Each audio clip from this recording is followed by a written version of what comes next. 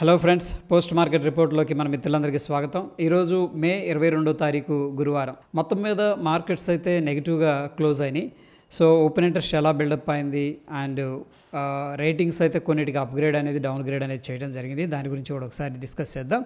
ముందుగా sector performance అనేది మనం తీసుకున్నట్లయితే మీడియా ఎంటర్టైన్మెంట్ ఈరోజు సిగ్నిఫికెంట్గా రికవర్ అయింది. సో దీంట్లో మనకి బోటం అనేది క్రియేట్ అయినట్టు అనిపిస్తూ ఉంది. క్వాలిటీ స్టాక్స్ అనేది మనం లాంగ్ టర్మ్ కోసం అయితే ఇన్వెస్ట్మెంట్ అనేది చేసుకోవచ్చు. ఎందుకంటే ఎప్పుడైతే మార్కెట్ నెగిటివ్గా ట్రేడ్ అవుతుందో స్ట్రాంగ్గా ఉన్న సెక్టార్స్ ఏవైతే ఉన్నాయో వాటిలో మనం ఏంటంటే దృష్టి అనేది పెట్టాల్సి ఉంటుంది. కన్జ్యూమర్ గూడ్స్ కానీ, Nifty oil, consumer durables, automobile ఇవన్నీ కూడా టాప్ లూజర్స్ లిస్ట్లోకి వెళ్ళిపోయాయి. మొత్తం మీద దాదాపుగా అన్ని కూడా ఇండిసెస్ ఒక మీడియా ఎంటర్టైన్మెంట్ని మినహాయిస్తే నెగిటివ్లో క్లోజ్ అయినాయి అని చెప్పేసి తెలుస్తుంది. ఇక ఈ యొక్క అడ్వాన్స్ డిక్లైన్ మార్నింగ్ కొద్దిగా తడబడింది, అంటే కన్సోలిడేషన్ జరిగింది పైకి కిందకి.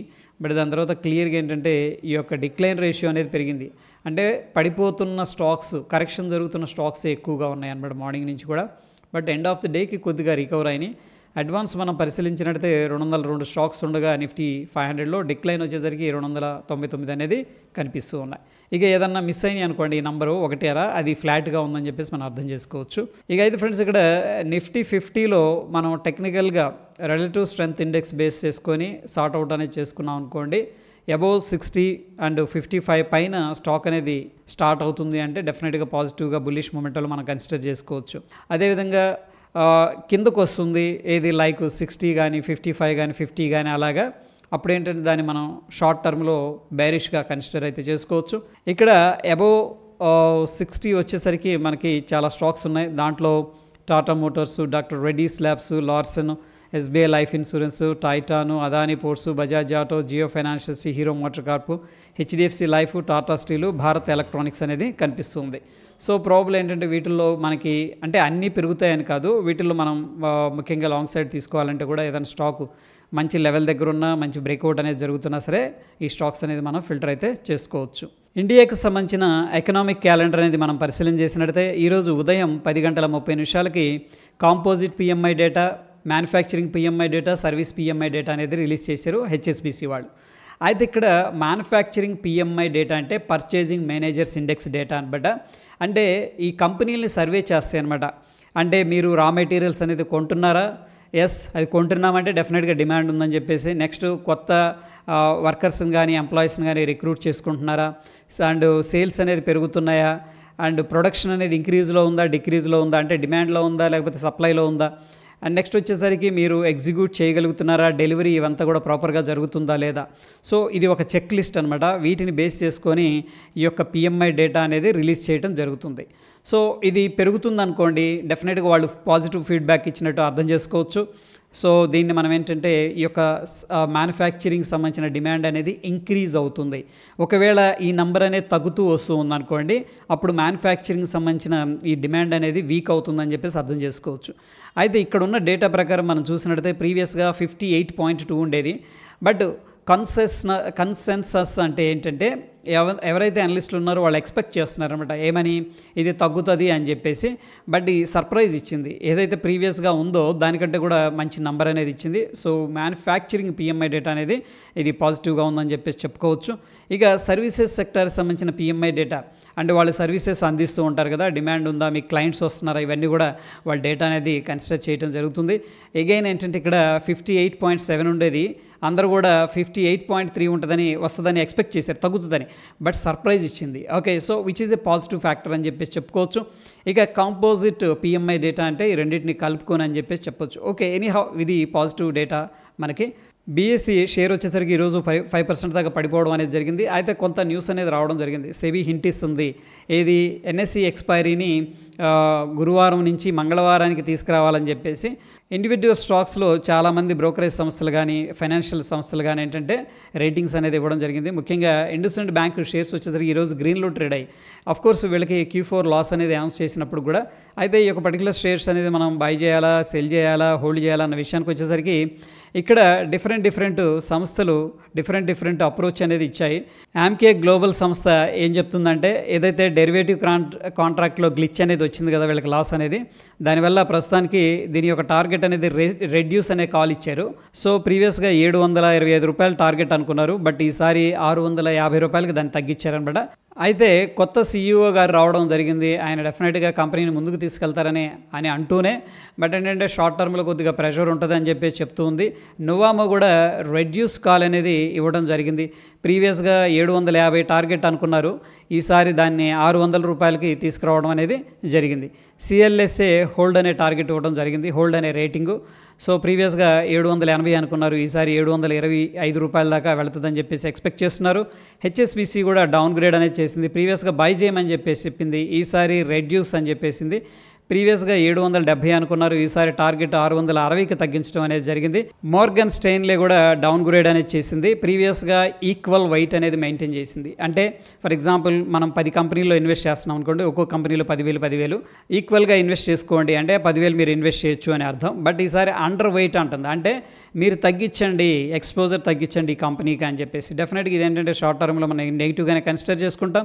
ప్రీవియస్గా టార్గెట్ 755 అంది కదా, ఈసారి 700కి అనేది తీసుకురావడం జరిగింది. సో మొత్తం మీద దాదాపుగా అందరు బ్రోకర్లు కూడా ఫైనాన్షియల్ ఇన్స్టిట్యూషన్స్ కానీ బ్రోకర్స్ కానీ ఇండస్ఇండ్ బ్యాంకు షేర్ మీద అయితే రేటింగ్ అనేది తగ్గించారని చెప్పేసి క్లారిటీ రావడం జరిగింది. వాటర్ ఫీల్డ్కి సంబంధించిన విపుల్ బోవార్ గారు ఏమంటున్నారంటే, ఎకనామిక్ గ్రోత్ అనేది ఫైనాన్షియల్ ఇయర్ 2026లో సెకండ్ హాఫ్లో రికవరీ అనేది జరుగుతుంది. అండ్ ఈ యొక్క ఎక్స్పెక్టేషన్ కూడా మోడరేట్గా ఉంటుంది, అంటే రోబస్ట్ ఎకనామిక్ గ్రోత్ అనేది ఉండదు అని చెప్పేసి ఆయన చెప్తూ ఉన్నారనమాట. ఇది కొంచెం మనం నెగిటివ్గానే కన్సిడర్ చేసుకోవచ్చు. బాండ్ మార్కెట్ అనేది పరిశీలన చేసినట్టయితే అక్రాస్ ద గ్లోబ్ అనమాట, ఇండియా కానీ మన యూఎస్ ముఖ్యంగా, అక్కడ ఈల్డ్స్ అనేది అంటే రిటర్న్స్ చాలా అట్రాక్టివ్గా ఉన్నాయి. అయితే ఇప్పుడు ఇన్ఫ్లేషన్ దృష్టిలో పెట్టుకొని ఏంటంటే ఈ బాండ్ ఈల్డ్స్ అనేది ఇంక్రీజ్ అవుతూ ఉన్నాయి. ముఖ్యంగా ఏంటంటే నెక్స్ట్ కమింగ్ క్వార్టర్స్లో ఇన్ఫ్లేషన్ యొక్క రిస్క్ అనేది డెఫినెట్గా మార్కెట్లో పడుతుంది, దాని ప్రెషరు. అందుకని కంపెనీస్ యొక్క మార్జిన్స్ కానీ రిజల్ట్స్ కానీ అంత ఆశాజనకంగా ఉండవు అని చెప్పేసి చాలామంది ఏం చేస్తున్నారంటే ఈ యొక్క బాండ్ మార్కెట్లో ఇన్వెస్ట్ చేయడం అనేది జరుగుతుంది. ఎనీహౌ ఫ్రెండ్స్, ఇక్కడ బాండ్ ఈల్డ్స్ అనేది ఎప్పుడైతే ఇంక్రీజ్ అవుతూ వస్తాయో డెఫినెట్గా ఈ యొక్క స్టాక్ మార్కెట్లో ఏదైతే అమౌంట్ అనేది ఉంటుంది ఈక్విటీలో ముఖ్యంగా, ఆ అమౌంట్ అనేది చిన్నగా అటు వెళ్ళిపోతూ ఉంటుంది అనమాట. కొద్దిగా దీన్ని మనం ఈక్విటీ మార్కెట్కి నెగిటివ్గా అయితే కన్సిడర్ చేసుకోవచ్చు. దీని సారాంశం అది. ఇక ఎంక్యూర్ ఫార్మా షేర్స్ వచ్చేసరికి ఈరోజు 10% దాకా పెరగడం అనేది జరిగింది. ఎందుకంటే వీళ్ళ యొక్క Q4 ప్రాఫిట్, నెట్ ప్రాఫిట్ అనేది 64% అనేది పెరగడం ఎందుకు కారణం. ఆదిత్య బిర్లా ఫ్యాషన్ షేర్స్ ఈరోజు 66% దాకా తగ్గినట్టు మనకు చూపిస్తుంది కదా. అయితే దీంట్లో లైఫ్ స్టైల్ బ్రాండ్స్ని ఏంటంటే డీమెర్జ్ అనేది చేయడం అందుకు కారణం అని చెప్పేసి చెప్పుకోవచ్చు. సో ఎవరైతే Aditya Birla fashions shares hold చేస్తున్నారో ప్రాబ్లీ వాళ్ళకి లైఫ్ స్టైల్ బ్రాండ్స్ యొక్క షేర్స్ అనేది రావడం జరుగుతుంది. డిఫెన్స్ స్టాక్స్ వచ్చేసరికి సిగ్నిఫికెంట్గా ఫైర్లో ఉన్నాయి, చాలా మంచి రిటర్న్స్ అనేది జనరేట్ చేస్తున్నాయి వెరీ షార్ట్ పీరియడ్లో. ఏవియేషన్కి సంబంధించిన ఇండిగో షేర్స్ వచ్చేసరికి పాజిటివ్గా ట్రేడ్ అవుతూ ఉన్నాయి. ఆఫ్కోర్స్ వీక్గా మార్కెట్స్ బ్రాడర్ పిక్చర్లో ఉన్న, బట్ స్ట్రాంగ్గా ఉండడానికి కారణాలు ఏంటంటే ఒకటి వచ్చేసరికి వీళ్ళ యొక్క Q4 ప్రాఫిట్ గ్రోత్ అనేది మంచిగా అనిపించింది. నెక్స్ట్ బ్రోకరేజ్ సంస్థలు కూడా దీని మీద పాజిటివ్గా ఉన్నాయి. ముఖ్యంగా నువామా, జేఎం ఫైనాన్షియల్స్ ఏమో హోల్డ్ అనే రేటింగ్ ఇవ్వడం జరిగింది. ఇక మోతీలాల్ ఒస్వాల్, ఎంకే గ్లోబల్ వాళ్ళు బై అనే టార్గెట్ ఇవ్వడం జరిగింది, అంటే రేటింగ్ అనమాట. సో ఎనీహౌ ఏవియేషన్లో ఇది స్ట్రాంగ్గా ఉందని చెప్పేసి చెప్పుకోవచ్చు. ఆఫ్కోర్స్ 52 వీక్ హై దగ్గర కూడా ట్రేడ్ అవుతుంది, which is a positive sign. ONGC shares వచ్చేసరికి 2% దాకా పడిపోవడం అనేది జరిగింది, ఎందుకంటే వీళ్ళ యొక్క నెట్ ప్రాఫిట్ అనేది తగ్గిపోయింది 20% దాకా. అయితే ఇప్పుడున్న పరిస్థితిలో మనం షేర్స్ బై చేయాలా, హోల్డ్ చేయాలా, ఎగ్జిట్ చేయాలన్న విషయానికి సిఎల్ఎస్ఏ ఏం చెప్తుందంటే ప్రస్తుతానికి హై కన్విక్షన్ అవుట్ పర్ఫార్మర్ అంటుంది. Okay, so for example broader పిక్చర్లో నిఫ్టీ అనేది 1% చేసింది అనుకోండి రిటర్న్ 1 ఇయర్లో కానీ 1 మంత్లో కానీ, దానికంటే మంచి రిటర్న్ ఇస్తుంది అని చెప్పేసి చెప్తూ ఉంది. ఇక్కడ షేర్ ప్రైస్ వచ్చేసరికి 360 దాకా వెళ్తుందని చెప్పేసి ఓ ఎక్స్పెక్టేషన్ ఉంది. ప్రస్తుతం ఉన్న కరెంట్ మార్కెట్ ప్రైస్ నుంచి కూడా చూసుకున్నట్టే 47% ఇంకా అప్సైడ్ పొటెన్షియల్ అయితే కనిపిస్తుంది as per the CLSA. Jeffries అనే సంస్థ కూడా బై అనే ట్యాగ్ ఇవ్వడం అనేది జరిగింది. సో ప్రస్తుతానికి దీని యొక్క ధర 375గా నిర్ణయించడం జరిగింది. మోతీలాల్ ఒస్వాల్ వీళ్ళు కూడా ఏంటంటే బై రేటింగ్ అనేది ఇచ్చారు ప్రస్తుతానికి. అయితే ఫ్రెండ్స్ వీళ్ళందరూ కూడా దాదాపుగా ఓఎన్జీసీ మీద అయితే పాజిటివ్గా ఉన్నారని చెప్పేసి తెలుస్తూ ఉంది క్లియర్గా. యూనో మిండా షేర్స్ వచ్చేసరికి ఈరోజు 3% దాకా పెరగడం అనేది జరిగింది. అఫ్కోర్స్ వీళ్ళ యొక్క నెట్ ప్రాఫిట్ ఇది కొద్దిగా తగ్గిందనమాట, అంటే బాగా అగ్రెసివ్గా రాలేదు, బట్ స్టిల్ ఏంటంటే నోమురా దీని యొక్క టార్గెట్ అనేది పెంచడం జరిగింది బై రేటింగ్ ఇచ్చి. ఓకే, ఎనీహౌ ఈవీ అడాప్షన్లో ఈ యొక్క పర్టికులర్ స్టాక్ అనేది ప్రస్తుతానికైతే స్ట్రాంగ్గా ఉందని చెప్పేసి వీళ్ళు మెన్షన్ చేయడం జరిగింది. Q4 రిజల్ట్స్ వచ్చిన తర్వాత కోల్గేట్ పామ్లివ్ షేర్స్ వచ్చేసరికి 5% దాకా పడిపోవడం అనేది జరిగింది. రీజన్ ఏంటంటే అర్బన్ డిమాండ్ అనేది కొద్దిగా వీక్గా ఉంది ప్రస్తుతానికి, అందుకని ఈ యొక్క స్టాక్ అనేది నెగటివ్గా రియాక్ట్ అయింది. సో ఈరోజు మనం ఈ యొక్క కాల్ ప్రీమియమ్స్ అనేది తగ్గాయి, పుట్ ప్రీమియమ్స్ అనేది రైజ్ అయ్యాయి. సో ఇది ఇండికేషన్ అనమాట. సేమ్ అనేది మనం టెలిగ్రామ్లో అయితే అప్డేట్ చేసుకున్నాం. సో ఇది యాక్చువల్గా బుల్లిష్ ట్రేడ్ అనమాట. ఓకే, అయితే స్ప్రెడ్ ద్వారా మనం ఈ యొక్క ట్రేడ్ అనేది ఎగ్జిక్యూట్ చేసాం. అయితే ఒకవేళ మీరు యాక్టివ్ ట్రేడర్ అనుకోండి, ఈవెన్ దో స్వింగ్ ట్రేడర్ అయినా ఇన్వెస్టర్ అయినా సరే, ప్రైస్ యాక్షన్ తెలుగు ఈ యొక్క టెలిగ్రామ్ అనేది చాలా హెల్ప్ అవుతుంది.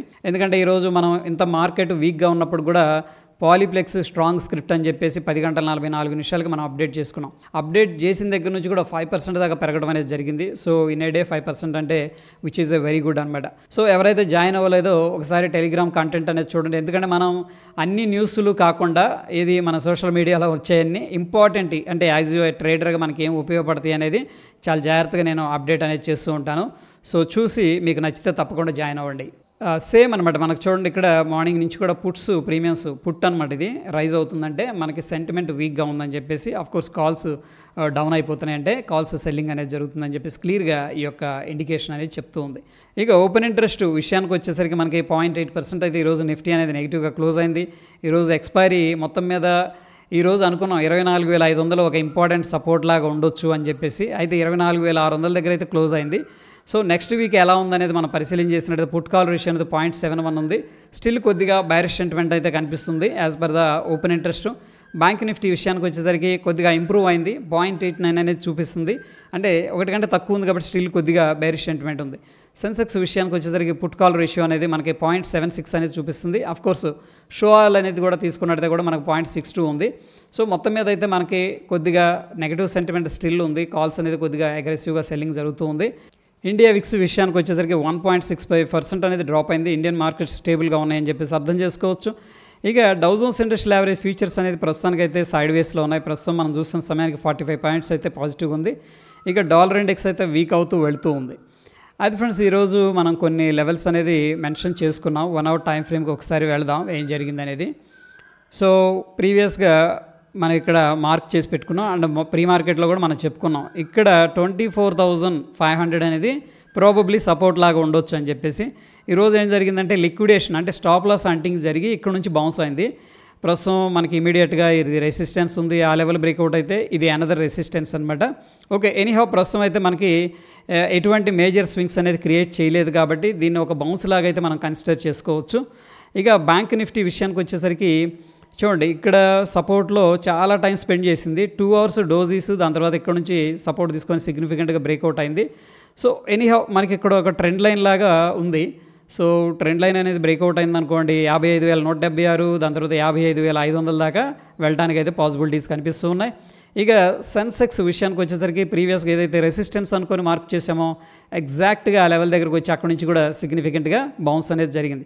సో అందుకని ఫ్రెండ్స్, ఇక్కడ మన ప్రైస్ యాక్షన్ తెలుగు ఛానల్ ఏవైతే లెవెల్స్ మనం మెన్షన్ చేస్తున్నామో వాటి మీద కొద్దిగా దృష్టి అనేది పెట్టండి. ఎందుకంటే మనకి లోవర్ టైం ఫ్రేమ్లో మంచి ఆపర్చునిటీస్ అనేది వచ్చే అవకాశం ఉంటుంది. ఇక గోల్డ్ అనేది మనం పరిశీలన చేసినట్టయితే ప్రస్తుతానికి సెల్ ఆన్ రైజ్ అనేది నడుస్తూ ఉంది బ్రాడర్ పిక్చర్లో. ఎనీహౌ ఇక్కడ దాకా వెళ్ళింది, అక్కడ నుంచి కూడా సిగ్నిఫికెంట్గా సెల్లింగ్ అనేది జరుగుతూ వస్తుంది. యుఎస్ ఇన్వెంటరీస్ అనేది పెరగడం వల్ల ఏంటంటే క్రూడ్ ఆయిల్లో కూడా కొద్దిగా ప్రెషర్ అనేది పడింది. ప్రస్తుతం మనకి న్యాచురల్ గ్యాస్ అయితే ఒక సపోర్ట్ దగ్గర ఉంది. సో ఎనీహౌ మంచి కన్సోలిడేషన్లో ఉంది. చూడాలి, ఈ లెవెల్ అనేది మనకి ఇంపార్టెంట్ రెసిస్టెన్స్ లాగా ఉంది. ఒకవేళ ఇక్కడ సపోర్ట్ అనేది బ్రేక్ డౌన్ జరిగింది అనుకోండి, కొద్దిగా కిందకి రావడానికి అయితే ఆస్కారం అయితే కనిపిస్తుంది. సో మొత్తం మీద మనకున్న సిచ్యువేషన్లో అబ్జర్వ్ చేస్తే మార్కెట్ సిగ్నిఫికెంట్ బేరిష్గా అయితే లేవు. బట్ గ్లోబల్ క్యూస్ ఇవన్నీ కూడా మనకు అంత స్ట్రాంగ్ పాజిటివ్గా లేదు కాబట్టి కొద్దిగా పైకి వెళ్ళినప్పుడల్లా సెల్లింగ్ అనేది జరుగుతుంది. ఇంకా ట్రేడ్ అయితే మనకి రివర్సల్ అనేది కన్ఫర్మేషన్ ఇవ్వలేదు. సో ఇది ఫ్రెండ్స్ పోస్ట్ మార్కెట్కి సంబంధించిన అప్డేట్స్. మరొక ఇంట్రెస్టింగ్ ఎపిసోడ్ మళ్ళీ కలుసుకుందాం. వీడియో ఇన్ఫర్మేటివ్గా అనిపిస్తే తప్పకుండా లైక్ చేసి మీ యొక్క సపోర్ట్ అనేది తెలియజేయండి. ధన్యవాదాలు.